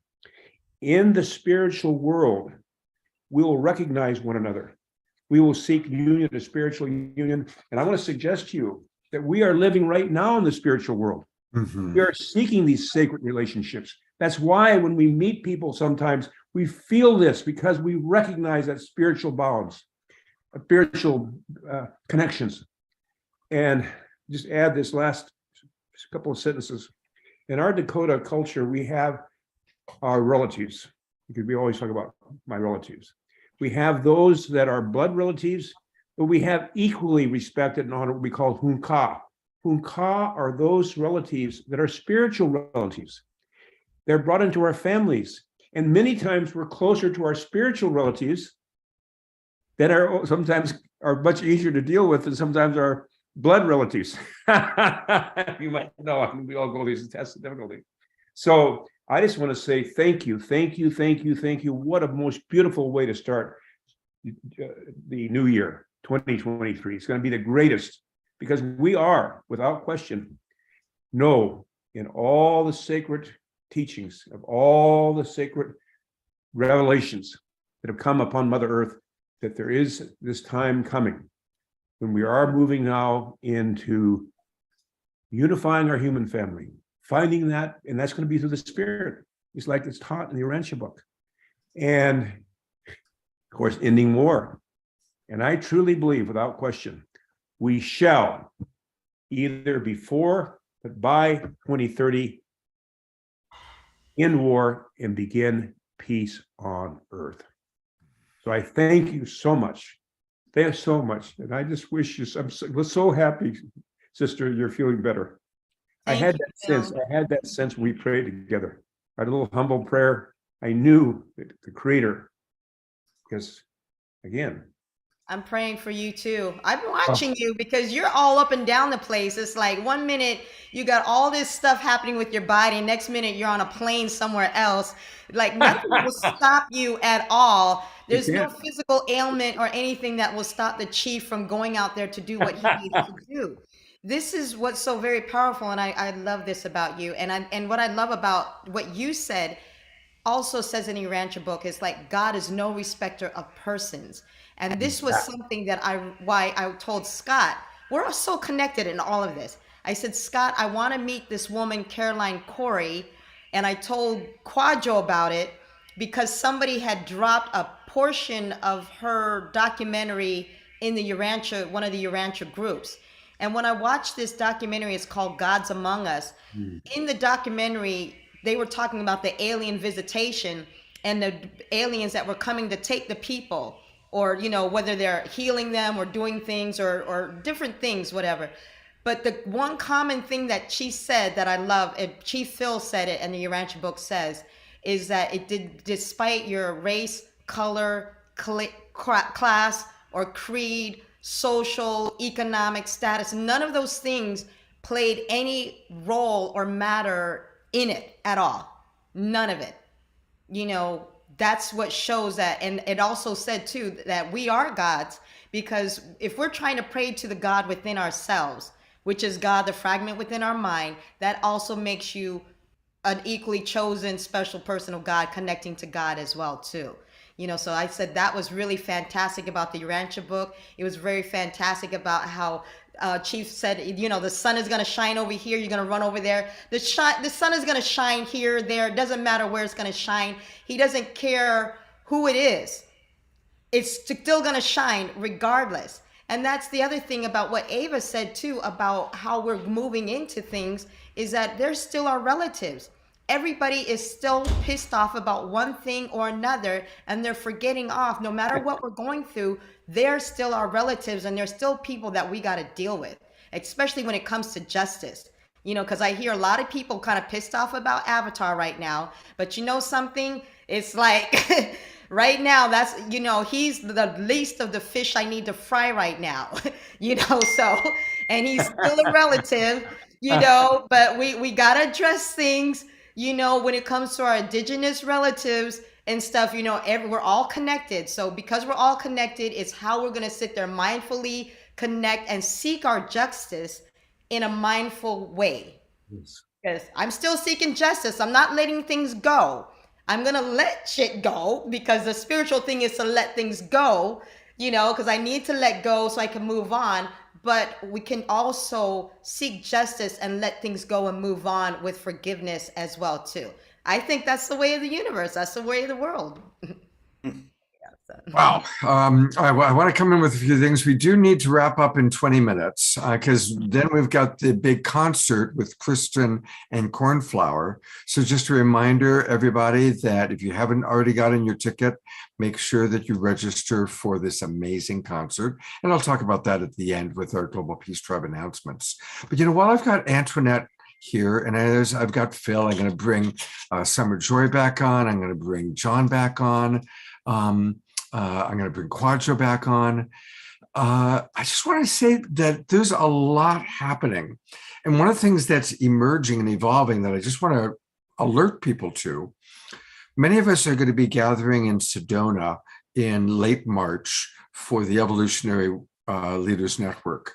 And then after that, we're coming to Southern California On Tuesday, March 28th, there's going to be a big event in downtown LA that Ben Bowler is putting together. On Wednesday, Pato and Antoinette are going to take people out to their land. Sri and Kira, who we collaborated with yesterday, are coming up from Ecuador. First time in 12 years they've been in the United States. And so we're looking at putting together a Global Peace Tribe retreat immediately after that, probably starting on Thursday, March 30th. So Tangela is going to work on putting together a psychic fair in Southern California around that time. So we're all going to need to get together, put our heads together and figure out how we can organize this so we can all come together in Southern California at the end of March. So this is something that's all been evolving in the last few days as we're all kind of connecting with each other, but I want to put that out to our Global Peace Tribe. I just put the link there for the LA Convergence inside the chat. So that's for the LA Convergence. So this is going to be exciting times. I'll pull it up. The Wisdom. At the Wisdom, I actually am who introduced Ben to my buddy Sean, who runs the Wisdom. And so that's where it's going to be. So, but of course, a lot of our friends can't come out for one night, but they can come out for a week. So that's why we want to put together a week full of events. Chief Phil Lane actually that's where Phil had invited us over to the Wisdom. That's why we had picked it again. Yeah. And Kristen Hoffman, who is our beloved, she sends you a happy birthday message, by the way, Antoinette. She's flying out and she's going to be with us on March 28th and beyond. So it's going to be quite an amazing time. So we've got a lot going on, a lot of exciting things. And I agree with what a few people have said, Chief Phil, Ava, how wonderful to start the new year coming together. And Kwajo, I so am grateful that you're with us all the way from Ghana, representing Africa and representing and helping us to remember that we really are a global peace tribe. So thank you, Kwajo, for being with us. Thank you, sir. You guys know that Kwajo also has an excellent affirmations too, because people don't know this guy is not only is he like he's our #1 seed planter outreach guy of the Urantia book in Africa. I'm telling you, nobody reads the Urantia book like Kwajo Spirit reads the Urantia book. I don't care what anybody says. Nobody reads the Urantia book like Kwajo Spirit reads the Urantia book in Africa. It's him. This guy, his genius knowledge and his music is so spectacular that it's my ringtone. And I said, I need to learn more about these affirmations. He's got the wickedest ringtone. And every time I hear it and somebody calls me, I'm like, I am healthy, wealthy, abundant, prosperous, whatever. It's like, I'm going to write my own affirmation song because I think everybody needs to do that, is like make your own affirmation song. But this guy is genius. Spirituality, music, science, spirituality, music. I mean, if there's every time, I just want to share some few truths from the Urantia book that sort of like summarizes it. I've called out about 7 truths from the Urantia book, which kind of summarizes the whole book. I mean, it's a very big book, but I mean, if you pay attention to these few truths that I've called out, I think it'll give you an idea of what the Urantia book is. So one is we are not alone. So the Urantia book says that our planet is a member of an enormous cosmos. You know, that we belong to a world-nigh infinite family of worlds, but our sphere is just as precisely administered, just as lovingly fostered as if it was the only inhabited world in the whole cosmos. So we are part of a huge, cosmic family out there. We are not alone. They are. I mean, you can see NASA has been bringing us some new pictures of the cosmos, and you can see how enormous the cosmos is. And so the Urantia book gives a lot of information regarding the other beings who are out there in the cosmos. Number 2 is God is a personal being. It says God is a transcendent reality.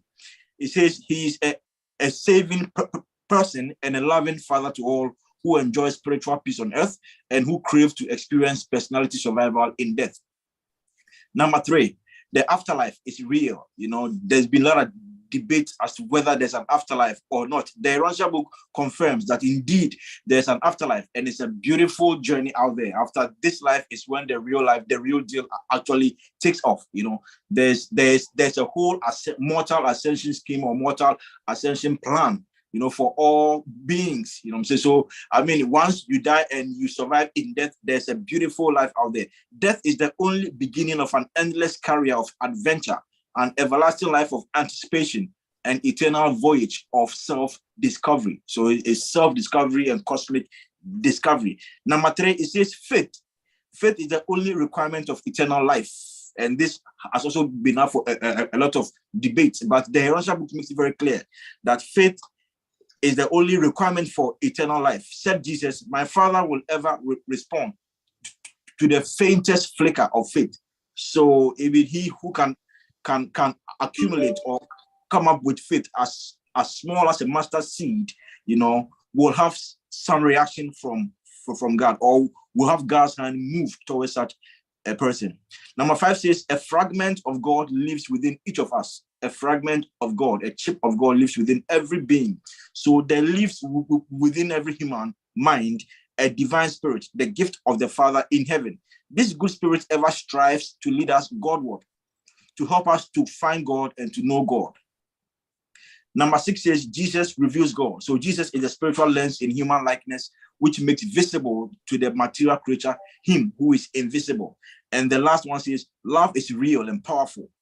Jesus said, devote your life. And this was a direct command to one of his apostles called John.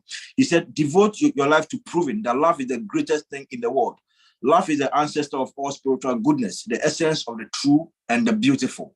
So it is very clear that, you know, I mean, any doctrine that deviates from the truth that we are all brothers and sisters is not true, you know. I mean, if there's any religion on earth, you know, the way we can confirm that its doctrines are sound is when it preaches about the truth or the fact that we are all one, that we are all brothers and sisters, irrespective of color or race.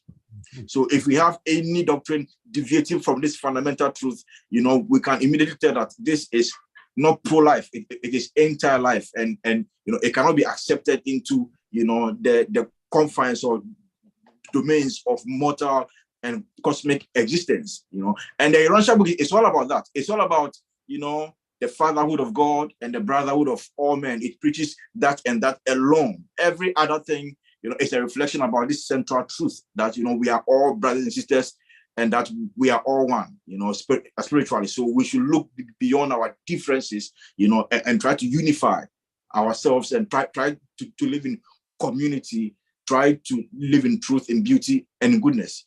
So yes, this 7 truths kind of summarizes what the Urantia books, you know, like twist about. But I mean, it's a book I'll challenge everyone to you know, like flip through, because it wasn't written for a particular sect or a particular group of people. It was written for every you know, school of thought. You know, if you're a Jew, you definitely find some pages in there that will highlight or embellish. It's truly universal. It is for everyone.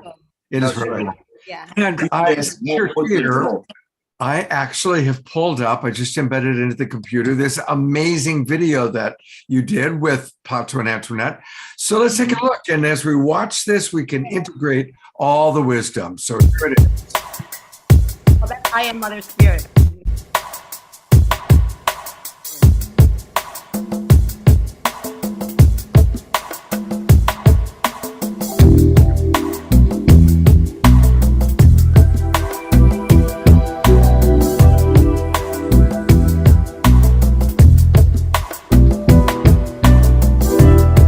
I am your local universe mother spirit. I am the feminine divine, the universe spirit, the Shekinah, Shakti, the creative mother spirit, the divine minister, and the Holy Spirit. I am the giver of the breath of life. I am omnipresent in this universe, and you actually live in me.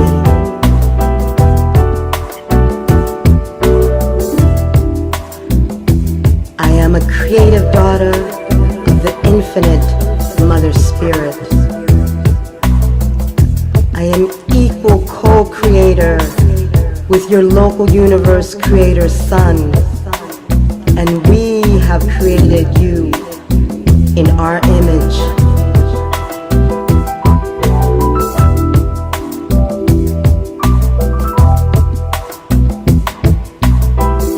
I am the spirit of Mother Earth and Mother Nature.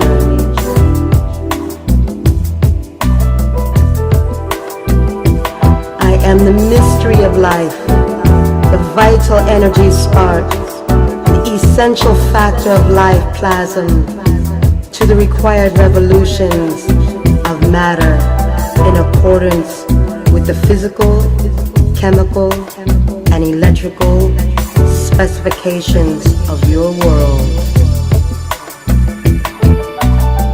I am the cause of purposeful organic evolution and reproduction. I am the source of all vegetable, animal, and human.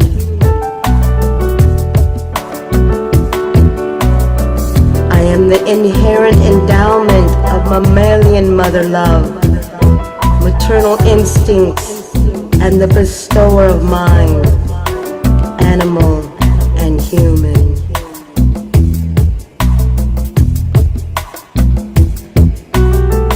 I am personally maternal to all my children. I love you individually.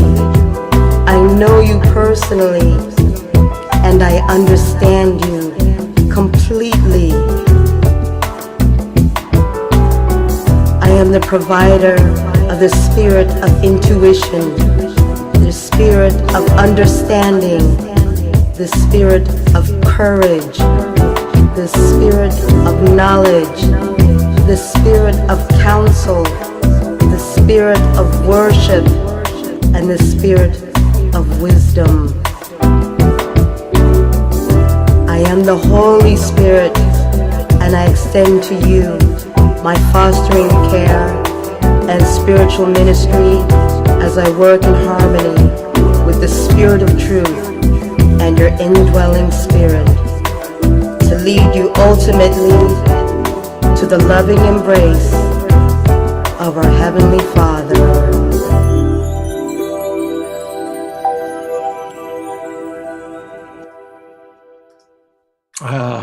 That is just such a beautiful work of art, Antoinette. I really wanted to make sure that we showed that today.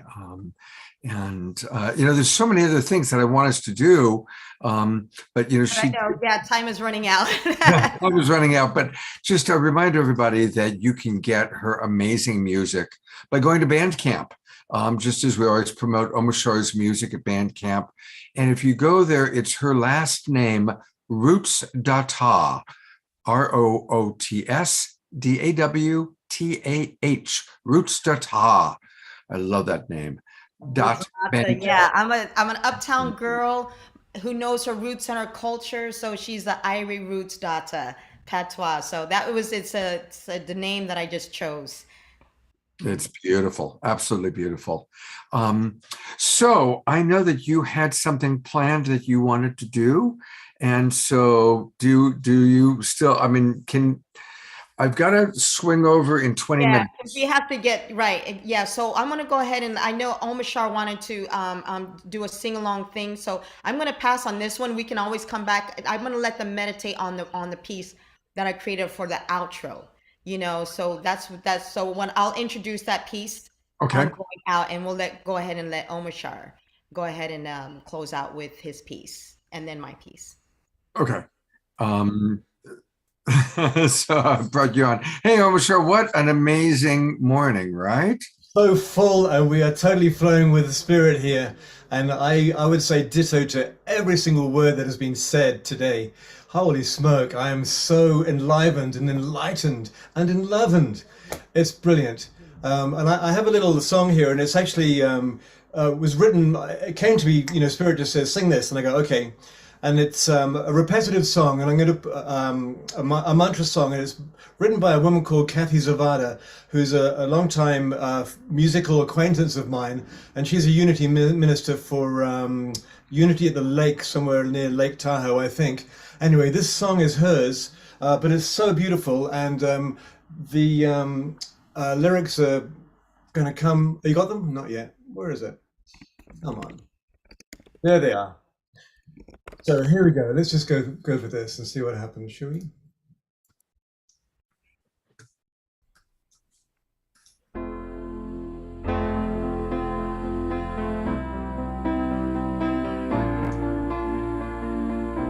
.432.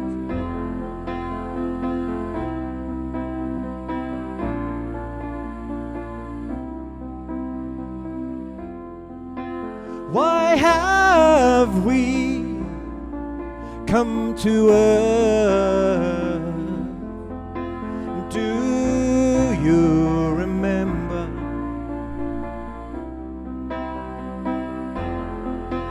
Why have we taken birth? Why have we come to love, serve and remember? To love, serve and remember. To love, serve and remember. So sing along.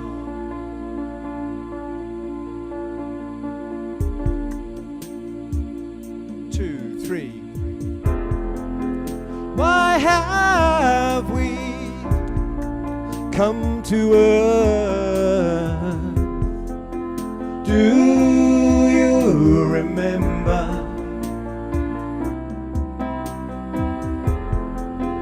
Why have we taken birth? Why have we come to love, serve and remember? To love, serve and remember. To love, serve and remember. One more time. I love you.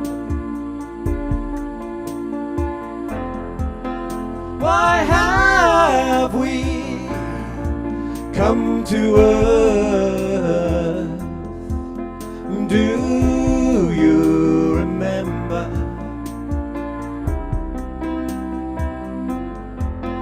Why have we taken birth?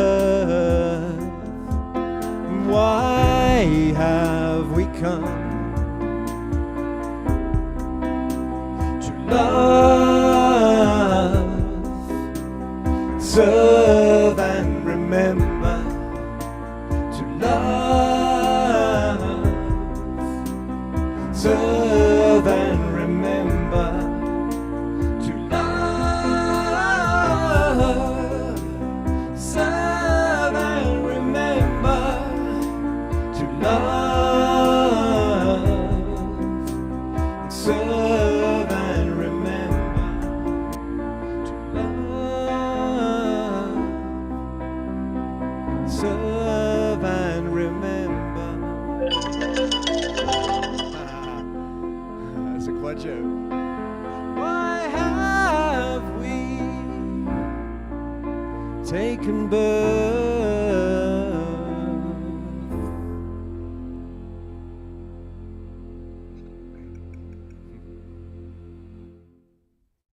Yay! Oh, Mashar. It's a beautiful song. It opens my heart just to sing it. I love it. I love it. I was singing too. I heard you. I heard the ringtone too. Oh. I'm like, I'm in a Zoom right now. All right. We are alive and we are genuine and authentic. Here we are. That was so beautiful. Thank you. All right, Antoinette, I'm turning it over to you, my dear. All right. So so what we was going to do before, so with Omashar, when he said he was going in 432, I just want to explain to everybody about this 432. So those who meditate in 432, they understand this already. This was something I didn't learn about until much later, that I had heard about 440 is the key that we all kind of play in, you know, like that we all play in. It's a frequency, 432 frequency, hertz. Right, 432 frequency hertz. So apparently when you play in this hertz, this frequency, it opens up the pineal gland. This is supposed to be the frequency, the God frequency. You know, and I was like, is there really such thing as a God frequency? So you guys will have to tell me how you feel when you hear it, you know, so I always get a different feeling when I'm playing in 432 or creating.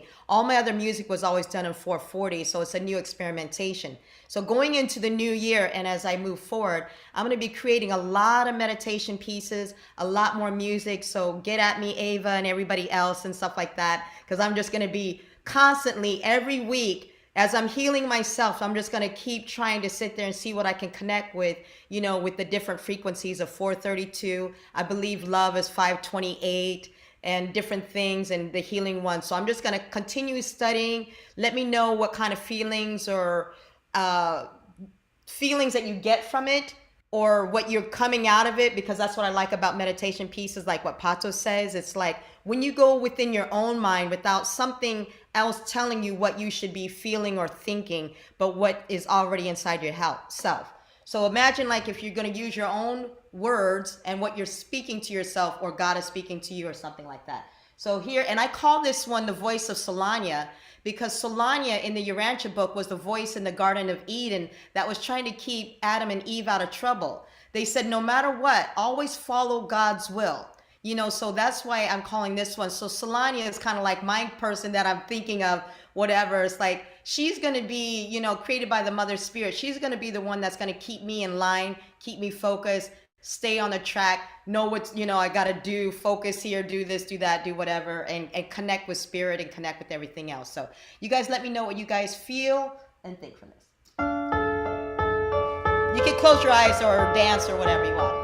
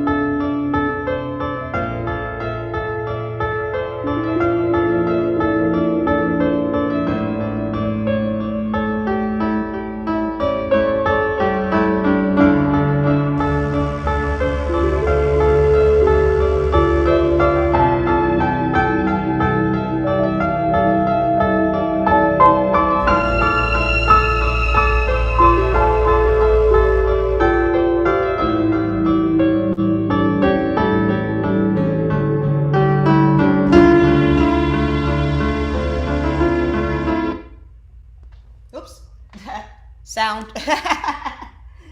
Oh well, that was that. Technical difficulties. Well, anyway, that was a taste. It was beautiful, Antoinette. It took me into my heart.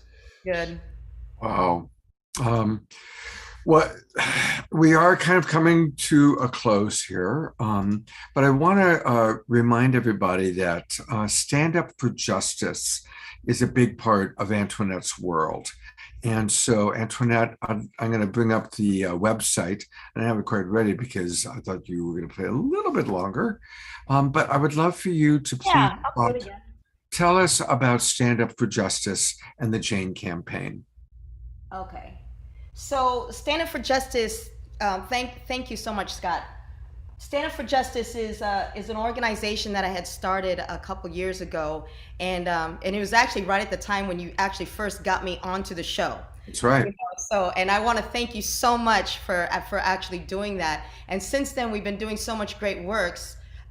with the Sign Network, with Bridging the Divide, with having these conversations between Black and white and, Black Lives Matter, like what we're trying to do within the community, with the Jane campaign, which has also taken us into the Ubuntu project.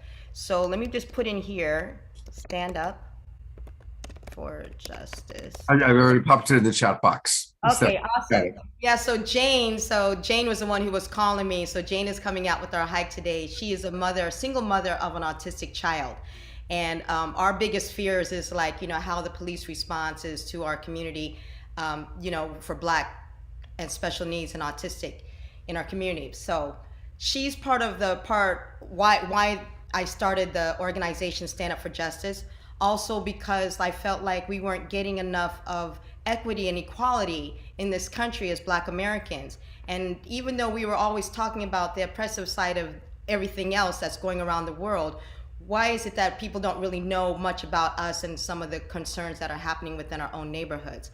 And so I felt like all the other organizations that were supposed to be doing these things weren't really speaking in the way that we want to be able to speak for ourselves, which is in turns also about education, about diversity, about our own health and wellness, why we're not surviving, in the medical field, all these different things, but also coming at it from a spiritual approach. Because everything that Pato and I do always has to come from a spiritual place of love in all the work that we do.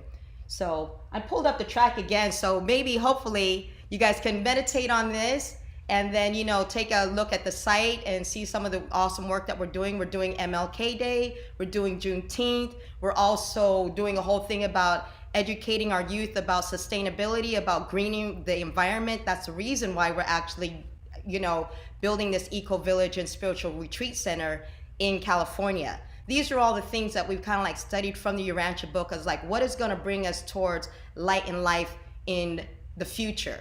So the work that I'm doing is not that I feel like I have to accomplish it all now, but I think that every individual, if we all just take our little piece and plant our seeds, we could sit there and bring ourselves closer to light and life, make this place a better planet for all of us to be able to enjoy, and we could do that through justice, through love, through truth, beauty, and through goodness. And I'm feeling all these things through my prayer and meditation and playing and getting the vibes from there. So beautiful. And as you're playing, I'm going to pull up the website and scroll through it for people. Awesome. Yeah, and this is the next version of the piece because this is also for the Ubuntu project, because we feel like the Ubuntu project and the movement is really going to change the world as well. I exist because we all exist, I am because we are. That's the spirit of Ubuntu.